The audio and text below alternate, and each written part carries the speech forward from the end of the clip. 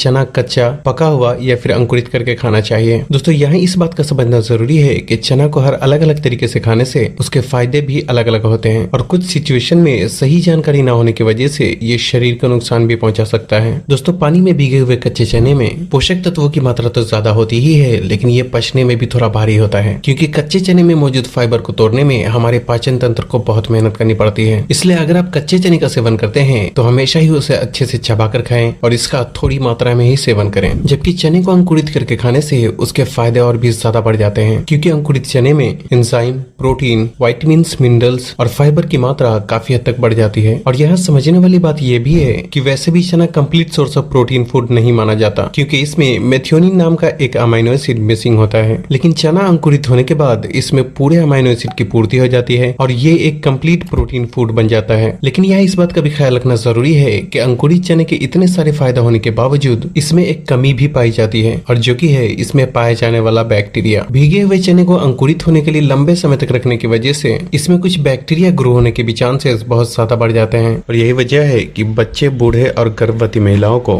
अंकुरित चना कच्चा यानी कि बिना उबाले हुए इस्तेमाल नहीं करना चाहिए क्योंकि इन लोगों की इम्यूनिटी पावर कमजोर होती है जिससे कि कच्चे अंकुरित चने में मौजूद बैक्टीरिया शरीर को नुकसान भी पहुंचा सकता है। जबकि चने को उबालकर या फिर थोड़ा पकाकर खाने से उसमें विटामिन और मिनरल्स की मात्रा में थोड़ी कमी तो आती है, लेकिन ये खाने में ज्यादा सेफ और पचने में ज्यादा आसान हो जाता है जिससे कि इसका हर कोई इस्तेमाल कर सकता है। अब बात आती है कि चना कब खाना चाहिए, यानी इसे खाने का सही समय क्या है। दोस्तों पके हुए चने का दिन भर में कभी भी इस्तेमाल किया जा सकता है, लेकिन ज्यादा बेहतर यह है कि इसका सुबह के नाश्ते में इस्तेमाल किया जाए। जबकि पानी में भीगे हुए यानी कच्चे चने का हमेशा ही सुबह खाली पेट ही इस्तेमाल करना चाहिए और इसे खाने के बाद दूसरा कुछ भी खाने के लिए कम से कम 1 से 1.5 घंटे का गैप जरूर रखना चाहिए ताकि चना के खाने का पूरा फायदा शरीर को मिल सके।